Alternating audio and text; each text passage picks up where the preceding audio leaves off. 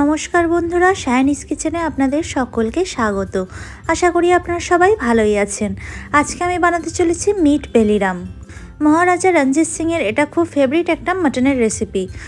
খুবই কম উপকরণ দিয়ে এই রেসিপিটা কিন্তু খুব সহজেই আপনারা বাড়িতে বানিয়ে ফেলতে পারেন। তাহলে চলুন বেশি দেরি না করে দেখে নেওয়া যাক আজকের রেসিপিটি। মিট বেলিরাম বানানোর জন্য আমি প্রথমে একটা পাত্রে নিয়ে নিচ্ছি পেঁয়াজ কুচি, টক দই, কিছু গোটা গরম মশলা যেমন 3টে এলাচ, 4-5টা লবঙ্গ, 1 টুকরো দারচিনি এবং কতগুলো গোটা গোলমরিচ। দিয়ে দিলাম 1 টেবিল চামচ আদা বাটা, 1 টেবিল চামচ রসুন বাটা, 1 টেবিল চামচ কাঁচা লঙ্কা বাটা, দিয়ে দিলাম 1.5 টেবিল চামচ কাশ্মীরি লাল লঙ্কার গুঁড়ো, আর এখানে অ্যাড করে দিচ্ছি 800 গ্রাম মাটন। মাটন দেওয়ার পর আমি এতে দিয়ে দিলাম প্রয়োজন মতন লবণ আর সর্ষের তেল। সব কিছু দিয়ে আমি মাটনটাকে খুব ভালো করে ম্যারিনেট করে মোটামুটি 2 ঘন্টা মতন এটাকে ম্যারিনেশন হতে রেখে দেবো।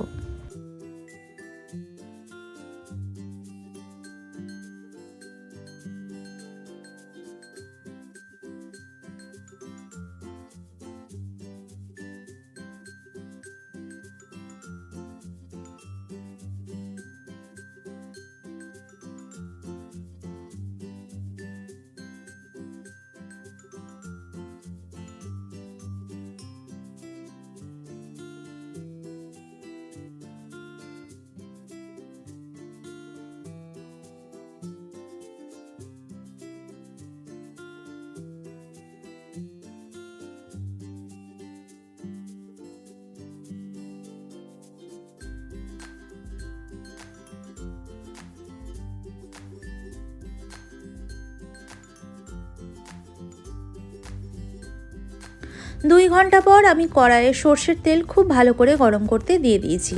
তেল ভালো করে গরম হয়ে এলে আমি এতে দিয়ে দিলাম রোস্টেড ধনে গুঁড়ো। ধনে গুঁড়োটা দিয়ে আমি 30 থেকে 40 সেকেন্ড মতন লো ফ্লেমে এটাকে নাড়াচাড়া করে নেব।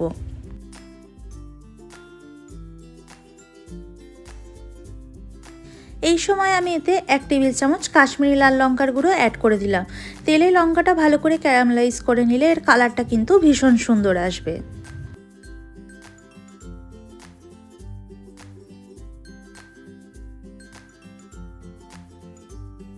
এরপর আমি এতে দিয়ে দিচ্ছি ম্যারিনেট করে রাখা মাটনটা দিয়ে আমি লো ফ্লেমে এটাকে ভালো করে নাড়াচাড়া করে মিক্স করে নেব।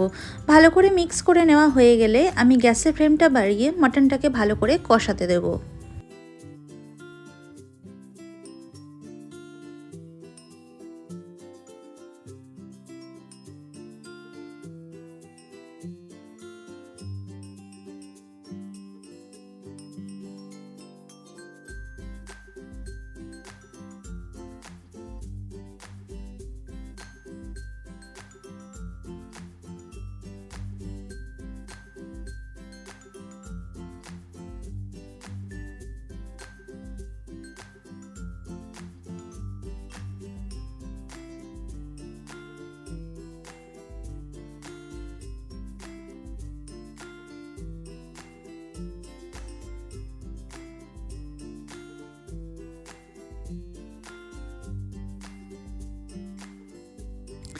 এই সময় আমি গ্যাসের ফ্লেমটা হাই করে দেবো এবং অ্যাড করে দেবো 1 টেবিল চামচ দেশি ঘি।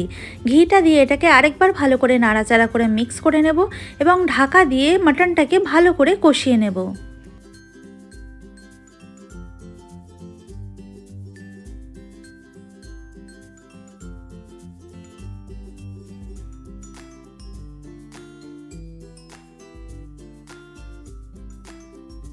কালারের জন্য আমি এতে অ্যাড করে দিচ্ছি 1 টিস্পুন হলুদ গুঁড়ো।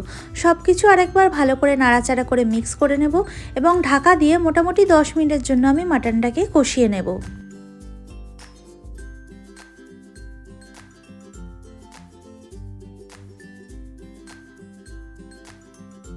ফিরে এলাম 10 মিনিট পর।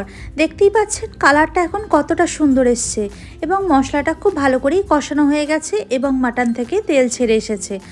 এবার আমি ঢাকা খুলে মাটনটাকে আরও 5 মিনিট মতন কষিয়ে নেব। এই সময় আমি অ্যাড করে দেবো মাটনের চর্বিটা দিয়ে আরেকবার ভালো করে নাড়াচাড়া করে আমি কষিয়ে নেব।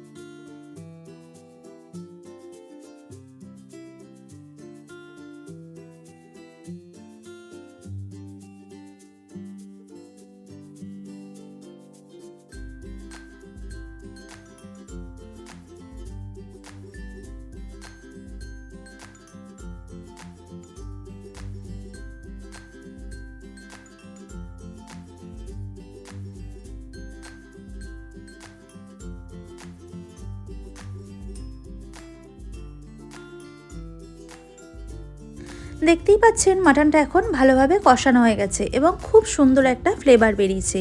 এবার আমি এতে সামান্য পরিমাণ জল অ্যাড করে দেবো। আমি এখানে মশলার জলটা অ্যাড করে দিচ্ছি।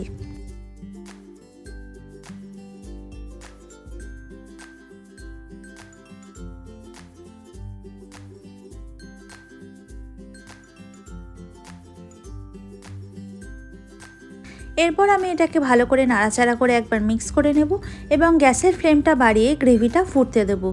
গ্রেভিটা ভালো করে ফুটে এলে গ্যাসের ফ্লেম লো করে ঢাকা দিয়ে মোটামুটি 40 মিনিট মতন মাটনটা সিদ্ধ হতে দেবো। ফিরে আসবো 40 মিনিট পর।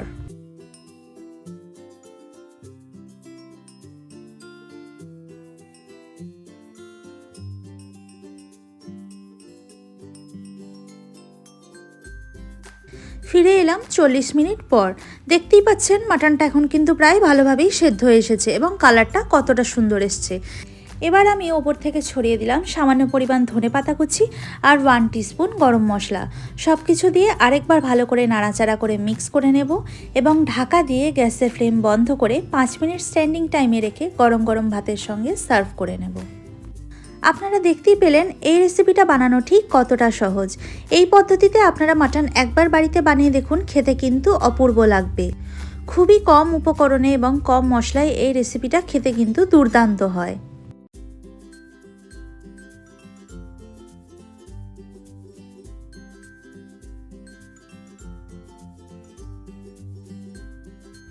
মিট পেলিরাম এখন একদম রেডি হয়ে গেছে।